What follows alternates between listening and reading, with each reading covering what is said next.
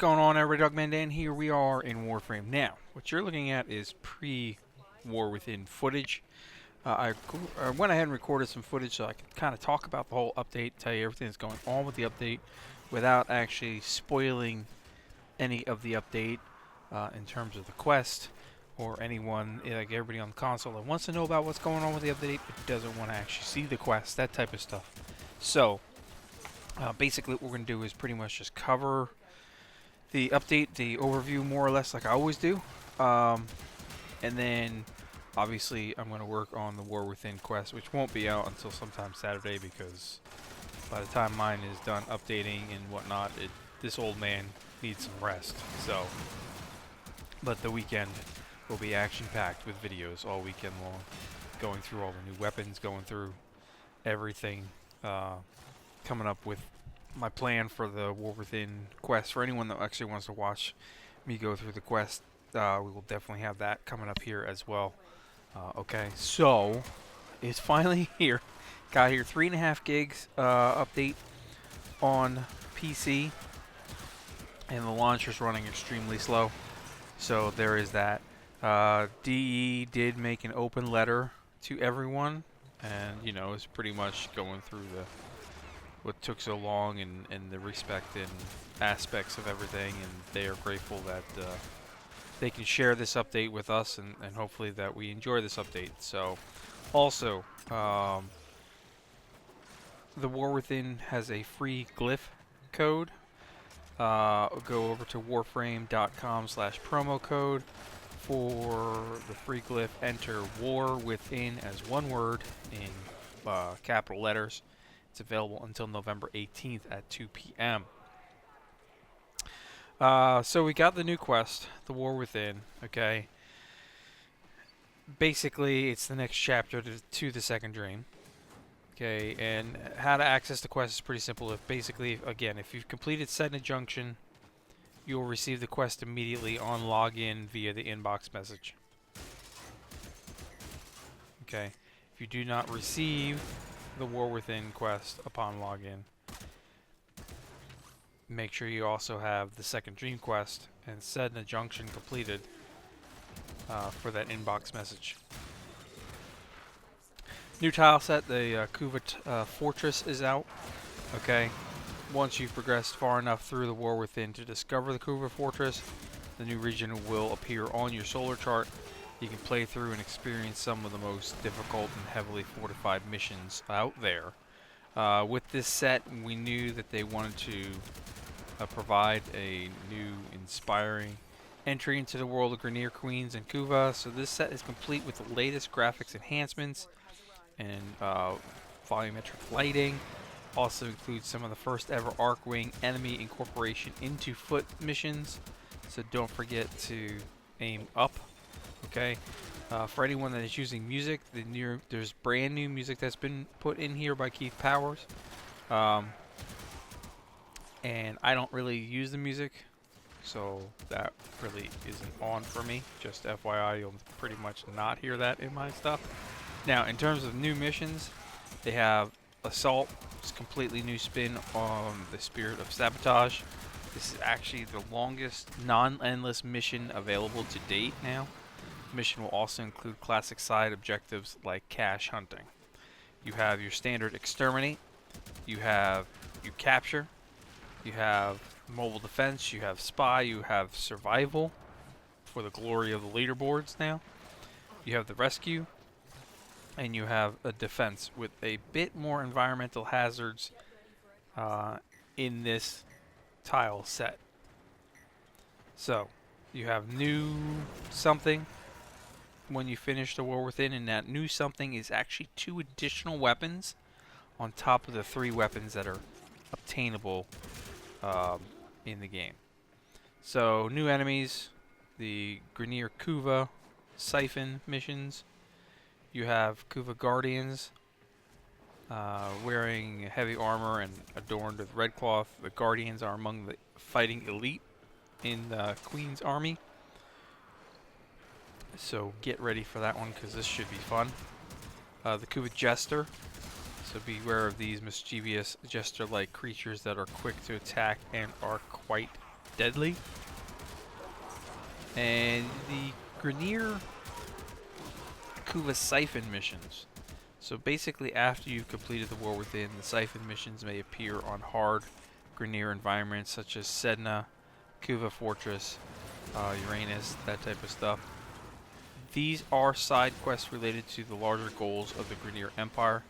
You'll encounter new enemies there, and you're going to be required to use the skills learned in the War Within to prevail. So there's a lot going on in the future of this game, as you will. Weapon-wise, you have the Twin Roga, which are twin barrels of destruction pistols. The Keshag, which is a slice through mobs and the unruly enemies with this fierce Hailbird, is what they call it, signature weapon. And the 4th and 5th weapons do exist, like I said. Oh, yeah, 4th and 5th weapons do actually exist, but you have to actually defeat the War Within quest to discover them. We have a whole bunch of new cosmetics: the Kubro Cavet armor, the Kuva Kubro armor, landing craft armor, the cloak, the braid, the Kuva armor collection. Continuing their continuity collection is basically what it's being called. A couple of additions here. So Frost and Frost Prime now have the cloth physics. So that will be awesome. I haven't, obviously, I didn't start my questing with Frost, we know that, so I haven't actually seen it. Solo mode missions now start after just 5 seconds. Decorator mode is now here for dojos and landing crafts. This allows you to access a special menu where you can continuously change the items in your landing craft or dojo. All the hassle of returning to the menu over and over is now gone. Yay! Makes life easier for me. Available daily Maru and weekly Clem missions have been added to the world state window under the alerts, so you can remember to actually do them. A Mastery Rank 23 test has been added. The War Within introduces enough content to push long-term players that are currently at Mastery Rank 22 to Mastery Rank 23. That's interesting because I have actually been busting through my Mastery stuff, and I was realizing that I was actually pretty close to getting the Mastery 23 already. So I'm like, damn. The Squished Face Cavet has received a visual update, and they revised the visuals of these Cavet faces, or Cavat, whatever you want to call them. So hopefully we enjoyed them and the new improved look. Added a graphical preset option to the display settings menu. Adjusting this will alter the graphics settings accordingly. They also added a fast travel option to relays to allow for quick access to Darvo Shop, Cephalon Samars. These options now join in the Conclave navigation as quick access points, so you don't have to run through the whole relay. And for anyone that has gone into the main section of a relay and extreme lag has appeared because there's so many people in there, you can pretty much avoid that by doing quick access, if you will. More robust display options are in the menus. You can now disable and enable more graphics stuff as well. Some faction invasion changes. As part of an effort to both repair and refresh the invasion system, the following changes and additions have basically been made. So prior sortie, Season Vandal, and Wraith rewards can now be offered as invasion rewards by the respective faction. Interesting. Interception missions have been added into the mix when playing for invading factions. Winning factions will now occupy a node for up to 24 hours.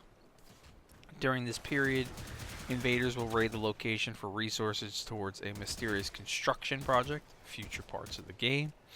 The mission type at a particular invasion node will change every 15 minutes. Progress of an invasion can now lead to a faction-specific event. Watch closely as the Grineer or Corpus gather enough strengths, basically. Factions now pay an additional 1,000 credits each time you run a mission for them on the same node, with up to about 10k. fixed issues with invasion missions loading to black and no spawning of enemies. Well, you can really not do much there, right? They fixed invasion progress, not counting if the player was in a mission during a hotfix. And they fixed forwards occupied nodes still showing the underlying bosses. Some sortie changes. This is a much needed thing.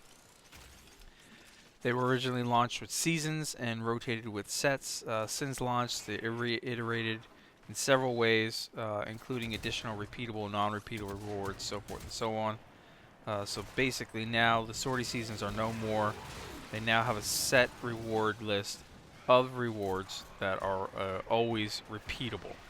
Okay, so now the new prerequisite to access sorties is completion of the War Within. So now you really have to be at that end level content in order to play this, more or less, if you will, which is kind of cool. NASA parts have moved to the Tenno Lab in the player dojos. So we're going to have to get those parts all up and running in the dojos. Vandal and Wraith weapon parts have moved into an invasion system as a reward for the respective factions. We've got Vario Endo amounts, Orc Catalyst, Orc Reactor, Exilist adapters, a random focus lens, a legendary core, and one new item that's coming soon. So yeah, there is a new addition to sortie rewards, but this would be revealed upon completion of the War Within. So you have to complete it in order to find out what it is. Again, no spoilers. Endless Void mission fissures, Endless Void Fissure missions, interception, defense, survival, excavation, endless Void Fissure missions have now been revamped. First, and every reward interval can have its own relic. Okay. Second, the reward intervals are as follows. For clarity, defense every 5 waves, interception every 1 round, survival every 5 minutes, excavation every 200 cryotic. Should you collect the necessary reactant per interval to open your relic, a bonus will occur and you will be allowed to reselect a new relic for the next interval. So the bonuses are going to be as follows. Every time you open a relic, you get a predetermined booster. These boosters stack the longer you stay. Your first interval will be 1.25% or 1.25x affinity. Second, 1.25 credits. Third, 1.25 resources. Fourth, 1.25 resource drop rate.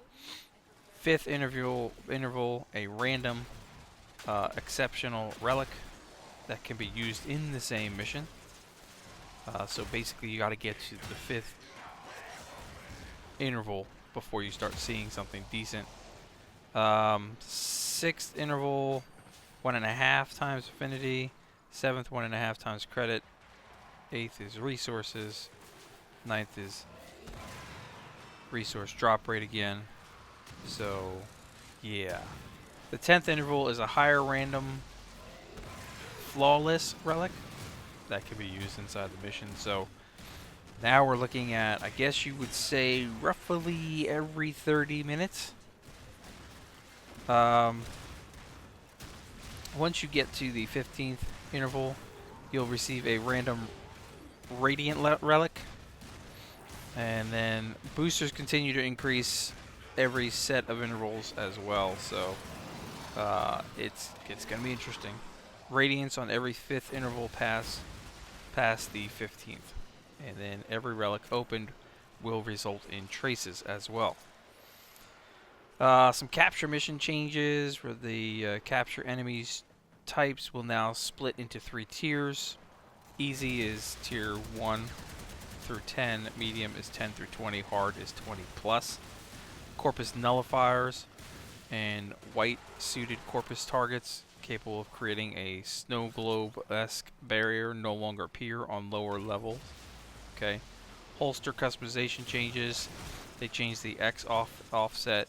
They added the attached part option and added the Z offset option as well. General graphical improvements occurred.